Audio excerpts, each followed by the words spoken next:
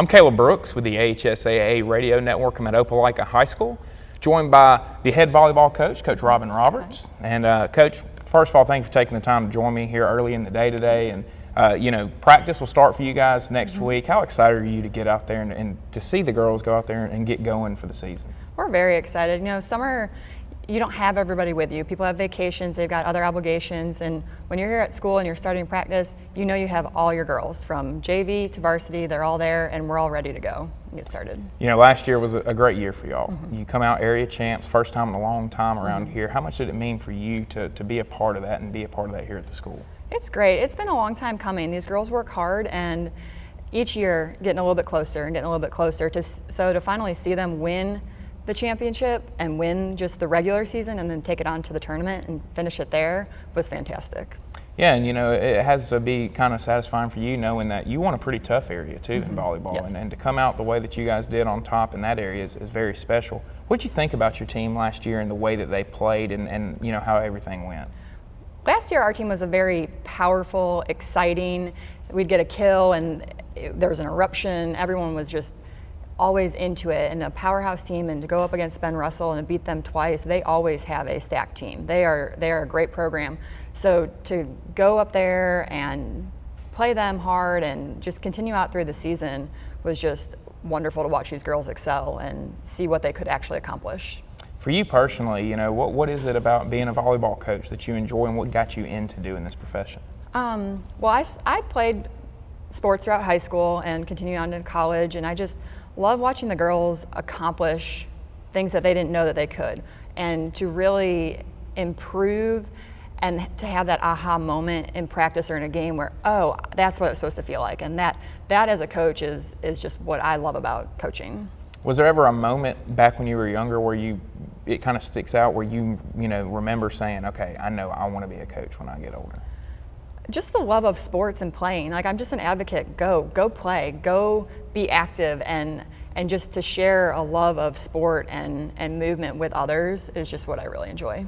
Yeah, and one of the big topics here recently has been about should kids play multiple sports and stuff like that. What's your thoughts on that? Do you encourage your girls to play multiple sports? I do. I'm a multiple sport advocate. I just think that there's benefits to playing multiple sports. I played 3 in high school, and I know that was a long time ago, and you can't really play that many, but I do think playing at least 2 is good, because you can take things from volleyball into basketball into softball, and just being around other players and other coaches, I just think you have so much to gain by allowing yourself to do multiple things.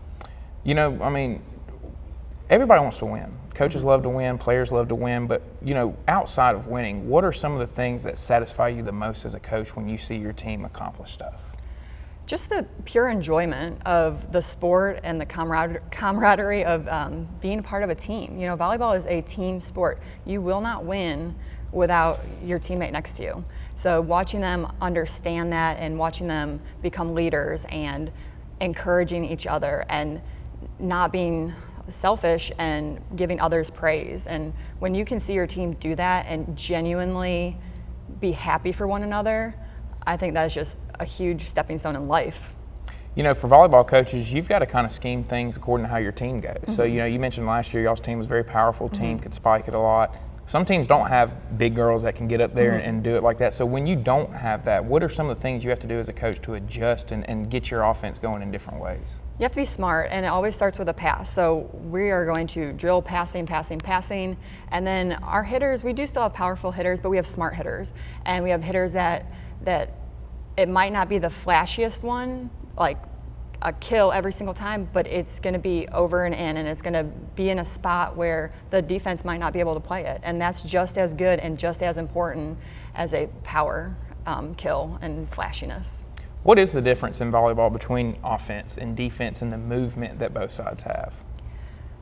Well, you just have to, that's a tough question, because on offense, you have usually, if you're playing a 5-1, you'll have 2 hitters or 3 hitters. If you have a 6-2, you've got 3 hitters. So the defense needs to understand, okay, are they playing a 5-1?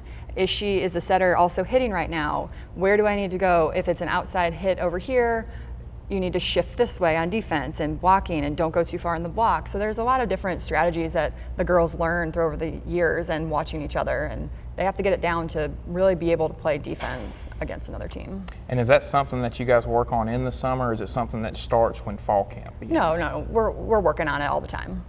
And, you mentioned not having your team here for the summer, and how difficult is that when you don't have your whole group here for the summer and you're trying to get them ready for the season, but, obviously you're going to have them next week, everybody will be here, but how tough is that in the summer to deal with, not having certain people in certain spots?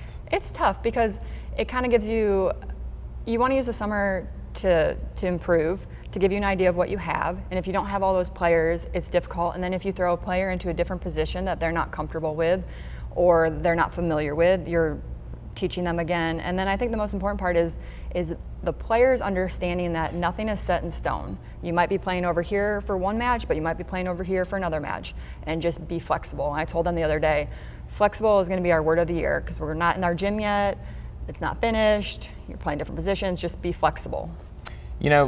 To lose 6 seniors off of a team, I feel like in volleyball, that's a lot to lose, because that's what you have on the court. So how difficult is that going to be to kind of deal with, losing a group like that did leave on top as area champs? Right. It's difficult, but I have faith in these girls here.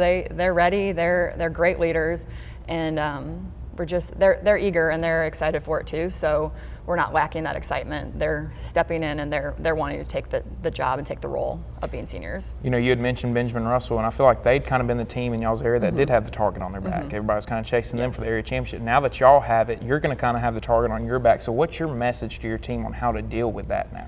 We're just going to have to take it one game at a time, one match at a time. Don't overlook to the area tournament. Don't overlook to regionals.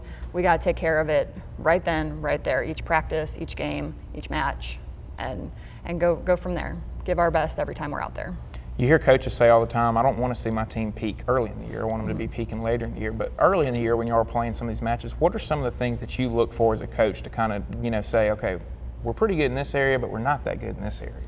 Well, serve receive is always a struggle for us, and it's a tough part of the game. The serves have gotten so much better throughout the years, and we're going to work on our serving to be that kind of thorn in another team's side, and we'll just take it.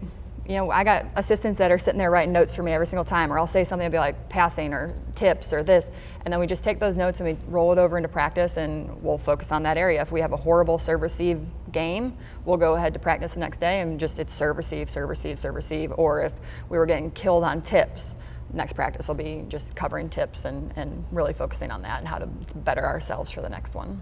And how important is it for you as a volleyball coach to have those assistants that can sit there and do those type of things during a match? It's so important. This year I think I'll have 3 other assistants, so 4 people. Just being able to break up practices, and everyone's different. One's a great motivator, one sees the floor so well, and it's just a matter of, I think, putting all 4 of us together make one great whole coaching team. Well, Coach, thank you for taking the time to join me today. Yes, ma'am, and good luck to you guys. We look forward to seeing if you can go back-to-back this year's area champs, get to the regionals like you want to, and make it even further. But I think that you got a good group again, and we look forward to seeing the results of it. Thank you so much.